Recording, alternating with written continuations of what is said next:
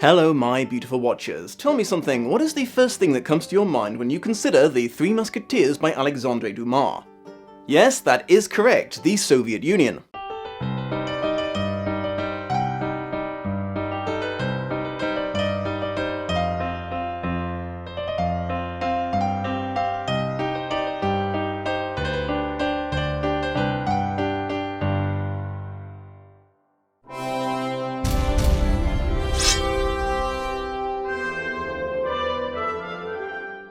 So, yay, you get to hear me mispronounce some Russian names as well as French ones in this episode. I usually try to avoid doing this, but before we get started, I just want to quickly address a few mistakes and recurring comments in regards to the last episode. I called Vincent Price Lee twice, I think because I had just mentioned Christopher Lee playing Rochefort, and I was conflating two late actors that I respect the hell out of. I also accidentally referred to Rebecca de Mornay as Rebecca de Maurier, which, well, you see, Daphne du Maurier is an author who wrote a book called Rebecca, so I guess you can kind of see where that brain fart came from. I accused the 1993 and 2011 films of aging down King Louis when he was actually in his mid-20s in the novels, so it was technically the earlier movies that aged him up. I also apparently have to explain that The Man in the Iron Mask is not an adaptation of The Three Musketeers, it's a loose adaptation of part of 10 Years Later, one of the sequel novels that Dumas wrote. Including it in the last episode would have been as illogical as doing a Lost in adaptation for The Return of the King, but comparing it to the plot of The Fellowship of the Ring. It's a different book. If someone commissions another episode, I'll happily talk about it, but until then, The Man in the Iron Mask has no business here, away with you. But enough about old mistakes, let's move on to the subject of this episode so I can make some new ones. I must confess I was quite surprised that this was the adaptation the patron who commissioned this episode wanted in particular at first, as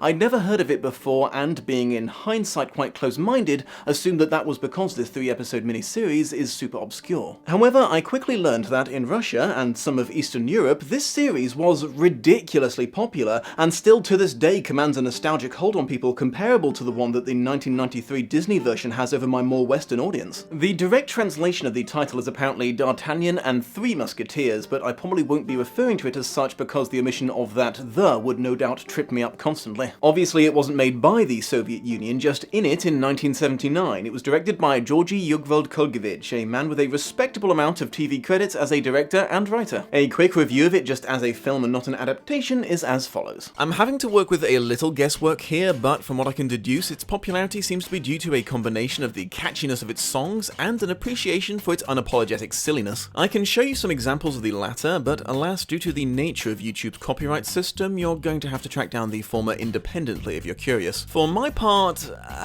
I think some of the humour might have been a little lost in translation. I got some chuckles out of it, but there were kind of some awkward moments too. Once again, a production has utterly failed to cast an age-appropriate actor to play teenage D'Artagnan. Mikhail Boyarsky was about 30 at the time of filming, but, well, I don't want to be mean, but he looks like he could pass for 45 before he could pass for 18. Framing isn't really a thing in this, and they apparently didn't have the budget for any second takes, so there's a lot of capes that get blown over people's heads. A lot of the streets that the Musketeers ride down look suspiciously modern to me. I don't think that pavements, or sidewalks for my Sorcerer's Stone-loving siblings, were a thing back in 17th century France. The directing and editing also goes a little off the rails sometimes. I was really confused by the execution of Milady de Winter in particular. Oh, spoilers, that scene's in the film. As the four leads are passing judgment on her, she cuts herself loose using a conveniently placed greatsword. As she starts to run away to the left, you can see that the executioner of Lille is behind her to the right. No one makes any attempt to follow her, but she seems to act like her path to escape has been blocked off by someone, and she appears to give up and present her head to be cut off, so I was left trying to figure out if the headsman could teleport or if there was a mysterious fifth person we never see on camera. The series jumped back and forth between diegetic and non-diegetic musical numbers in a way that suggested to me that they weren't really bothered about the difference. All that said, I still had a good time watching this. The super catchy songs make up for a lot of the problems brought about by budgetary issues, and the, I'm told, all-star cast seems like they're giving it a lot of enthusiasm, which is transferred to the audience. Musicals have always been a bit of a sticky wicket for this show. Even saying that the singing wasn't in the book sounds petty and redundant, but I can't just ignore it altogether because sometimes, and quite a bit in this particular adaptation, some changes to the story are made to facilitate setting up the songs. The compromise, I think, is to still mention the changes, but to be a little bit more chill about them than I would usually be, as they aren't necessarily the result of a new vision usurping the authors. Okay, let's talk adaptation. D'Artagnan's dad sending him to Paris on a weird horse to become a musketeer and advising him to fight anyone who disrespects him. D-Dog attempting to put this into practice when Rochefort makes fun of his horse, but falling afoul of Rochefort's men and losing his letter of introduction addressed to Captain de Treville. Arriving in Paris just as Captain de Treville is dressing down his three most skilled musketeers, Athos, Porthos and Aramis, for fighting with the Cardinal's guard and losing, but relenting when he sees that Athos has dragged himself there despite being badly wounded. Now of course this series included the Gascon getting into duels with all three inseparables on his first day in Paris, but this one is also spot on in regards to the exact reasons for each challenge. Crashing into Athos's wounded shoulder, exposing Porthos's baldric for being cheaper at the back under his cloak, and attempting to return Aramis's handkerchief and accidentally outing him as a womanizer. The duelist interrupt us by the Cardinal's guard inciting the four men to join forces instead and become super close friends. Getting brought before the king so he could pretend to be mad at them while actually being quite pleased that they licked his rival's goons so thoroughly. Big D's landlord, Bonacieux, getting arrested as a way to get to his wife Constance, the personal servant of the queen, though when they do try to arrest her, well, D'Artagnan intercedes. Bonacieux getting brainwashed by the cardinal and made into a spy, tasked with keeping an eye on his own wife. D'Artagnan, full of entitled rage at seeing his new crush with another man picking a fight in the street, though immediately relenting when he realizes he's the English Duke of Buckingham being smuggled through Paris by Constance. Said Duke being snuck into a meeting with his lover, the Queen of France, who refuses to outright run away with him, but gives him 12 diamonds as a token of her affection. Richelieu getting word of this through his network of spies and arranging for the king to demand that she wear said diamonds at an upcoming ball, in part to get revenge on her for snubbing his affections. This film not only includes the Cardinal's failed pass at the Queen, but expands on it with a musical flashback to the event. Milady de Winter being contracted to half-inch 2 of the 12 diamonds from Buckingham to prove that he had them and prevent any chance of them being returned. Constance trying to help the Queen by going to Vitamin D and asking him to race to England and get her jewellery back for her. The three musketeers going with him, but all having to remain behind at some point or another on the way out of France. D'Artagnan dueling and wounding a man in order to steal his travel pass and get across the channel. After noticing the missing stones, Buckingham using his extravagant wealth to replace them in super fast time. D-Dog getting back to Paris just in time to give the diamonds to the Queen and save her from being outed. Like many other Three Musketeers adaptations, things get a little screwy from this point in the story onwards, in this case in regards to the order of events. For the sake of clarity, I'm going to list the remaining book similarities in the order that they originally happened in the book, and then explain how the film handled them in the next section of the review. The king declaring war on a small part of France named La Rochelle for being the slightly wrong type of Christian. Assassination attempts being made on D-Man orchestrated by Milady de Winter, including some bad shots and some poisoned wine. Athos through a chimney overhearing Cardinal Richelieu tasking Milady with either talking the Duke of Buckingham out of joining the war on the side of the Protestant rebels, or finding a religious fanatic to kill him. Milady requesting D'Artagnan's head as her payment for this mission, and a cardinal's signed letter giving the bearer license to do anything they need to do in his name, which is quickly confiscated by Athos at gunpoint in an attempt to keep his young friend safe. Milady the Unstoppable succeeding in the latter of Richelieu's suggestions despite being taken prisoner. Weirdly though, despite establishing him as a character, the series kills Buckingham off-screen and only mentions his death in an offhand conversation. The famous foursome deciding that Milady needs to be punished for her naughties and forming a lynch mob that includes the executioner of Lille, another man with beef against her, tracking down Milady and sentencing her to death. The Cardinal, put in an awkward position by how much the Musketeers know about his behind-the-scenes meddling and their ownership of the pardon he wrote for Milady, giving D'Artagnan a promotion to lieutenant instead of having them arrested. Assuming that the subtitles were an accurate translation, in between these songs, this miniseries sported some of the most book-accurate dialogue I've ever seen in a Three Musketeers adaptation. Things like de Treville's rant, D'Artagnan's apology to the three that only one of them could kill him, and the Cardinal's wording when he was implying to Milady that she should arrange for someone to kill Buckingham are pretty much word for word from the book. I think the Russians figured out that this book was supposed to be a middle finger to King Louis XIII better than most, the evidence for this being a rather tedious scene where he slowly eats a rich meal in his tent while soldiers die for him on the battlefield. I was very impressed with the way that this series recreated Cardinal Richelieu's sense of presence. You get the distinct impression that everyone in the room lets out just a tiny little bit of wee when he walks in looking annoyed about something. Ooh, I should see if I can say hello my beautiful watchers in Russian. Здравствуйте, мои прекрасные наблюдатели. Нет.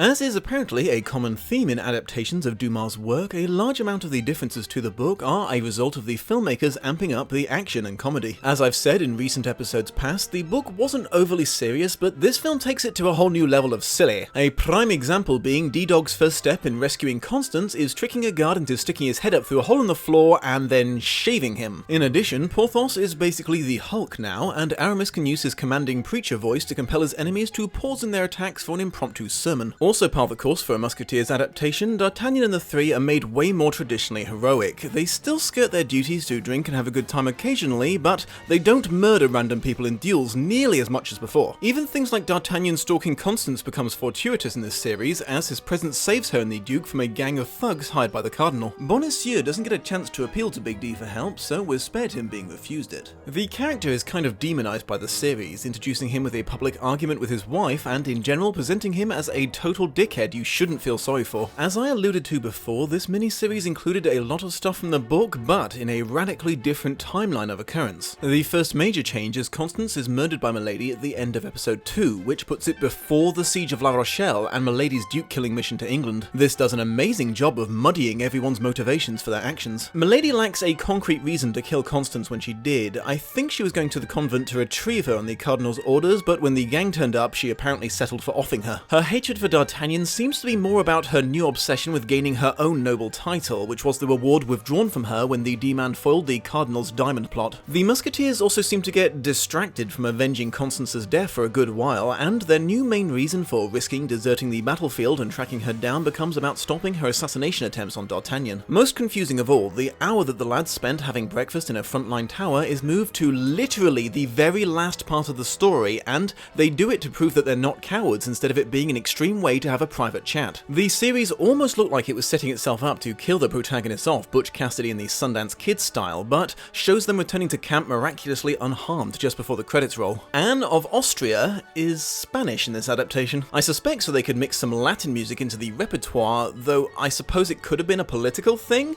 I'm afraid neither Wikipedia nor the C grade I got in my GCSE history are sufficient to enlighten me on if the Soviets had a beef with Austria. The relationship between the king and queen appears to have been upgraded from the book's weird combination of disinterest and jealousy to open hostility. The king constantly shouts at his wife and catches her with a letter that she wrote to her brother, the King of Spain, encouraging him to invade France. There's a couple of additional fights and horseback chases here and there, but that is pretty much universal to all film adaptations of this book. The Puritan Englishman who eventually kills Buckingham is a counter-spy who intercepts her before she can even cross the channel in this version of the story, and she manages to completely brainwash him in just a few minutes, though she does this using the power of song, so the implausibility of it is lessened. Exactly why Richelieu gave D'Artagnan the lieutenant's commission is a mystery known only to the master schemer himself. One possible theory is he was seeing if he could drive a wedge in between the four friends by making them argue over whose name should be filled out, but overestimated how interested the three were in their careers as musketeers. This adaptation discards this theory by having Richelieu offering the commission first to Athos, then Porthos, and Aramis himself before D'Artagnan is nominated by his friends. The series introduced a two-finger gesture that seemed to represent something akin to all for one and one for all. I actually kind of liked it. It was a cute way of wordlessly conveying their powerful four-way bromance. Fun fact, all for one and one for all is not the Musketeers' catchphrase. In the original text of the book it reads all for one for all. No adaptation has ever gotten this right. The now, I hope, infamous rape of Milady by D'Artagnan is omitted, but that part of the book is sort of referenced. Pornstache D'Artagnan randomly runs into Kitty early on in the story and smooches her as a way of hiding from some pursuing Cardinal's guards. When they're tracking down Milady, he bumps into her again and claims to love her to get her to tell him where her mistress is hiding. Then, when he corners her, Milady pretends to be in love with D-Dog as a last-ditch attempt to escape her fate. So, yeah, small amounts of the lying and manipulation of the book without the actual rape via deception. Like most adaptations of this book, they, by necessity of time constraints, skip over a lot of illegal dueling the Musketeers got up to. Just as examples, the Count de Winter and his friends, and the man that D'Artagnan ran through for insulting his ability to play tennis. I wish I was making that up. No Planchet or any of the other Musketeers manservants again. I'm not too sad. It's always easier to root for them when they're not constantly beating the piss out of their employees. The Three Musketeers make their return to Paris at the same time as the D-Man in the series, helping him infiltrate the palace and get the diamonds to the Queen. So the chapters where D'Artagnan tracks them down and has to help each one out of the debts he's accumulated since they parted ways are absent. The multiple kidnappings of Constance Bonacieux are also strategically cut out. She was simply returning home after a shift at the palace when she was jumped by the city guards, and D'Artagnan happens to overhear the Cardinal telling his cronies to arrest her right after the diamond mission, so arranges with the Queen to have her hidden away somewhere before they can get to her. Final thoughts. If this adaptation had featured in the last episode, I probably would have put it somewhere in the middle of the loyalty to the plot rankings, and it might have been in the running for the book-accurate interpretations of the Three Musketeers and Cardinal Richelieu, though I think the winners there still would have edged them out. For a musical adaptation, it goes above and beyond what would be expected of it book accuracy-wise. Its biggest sin is changing the order of events so willy-nilly, but even taking that into account, I think someone who hasn't read the book could get a reasonable idea of it from watching this. So yeah, I don't think it would have won any of my awards, but taking into account that it's a tongue-in-cheek musical adaptation, not a serious film, and the very low bar set by other adaptations, I'm pretty happy with it. Thank you for joining me, my beautiful watchers. As usual, please forgive me for reminding you that the success or failure of a YouTube channel is tied into the amounts of likes and comments it gets on a most disturbing level. So, if you have received any entertainment from this episode, that would be an excellent way to show your appreciation. See you soon.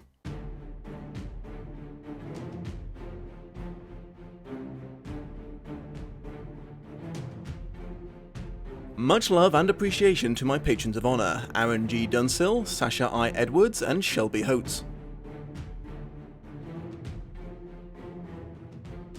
Hello again, my beautiful watchers. I just wanted to take this opportunity to give you a quick reminder that there's a wonderful website called Patreon that's been allowing online producers to actually make a living doing what they do, since apparently YouTube's decided that they shouldn't anymore. Basically, they offer the chance to pledge a certain amount of money per month or per video in exchange for various rewards offered by the creator. There's a variety of stuff you can earn by becoming one of my patrons, including early access to all videos and taking part in that survey you see at the start of every Lost in Adaptation episode. That's actually a very important part of the process, as I use it to gauge how much I'm going to need to explain about the book and the film before I start comparing them. If you decide to become a higher level contributor, your name will be added to the credits that you're seeing right now, and you'll be given the option to join my private chat room so you can regularly talk with me and other patrons. If you're keen enough to join the topmost tier of patronage, you'll earn the most coveted of all the rewards, the chance to pick a future adaptation to be reviewed by yours truly. However, if right now you are thinking, my goodness the Dom, I can't do that, for you see, I am of the Fremen and we use water as currency here on Arrakis. I mean, you can have some if you really want, but I'm not sure how much use you're going to get out of it. Fear not, it would still be a huge help to me if you were to give that like button the old clickaroo, share this episode on social media with perhaps a little recommendation to your friends to check it out, and subscribe if you've not already. It really helps my channel grow and reach new beautiful watchers. I hope you have a most pleasant day, and I will see you in the next episode.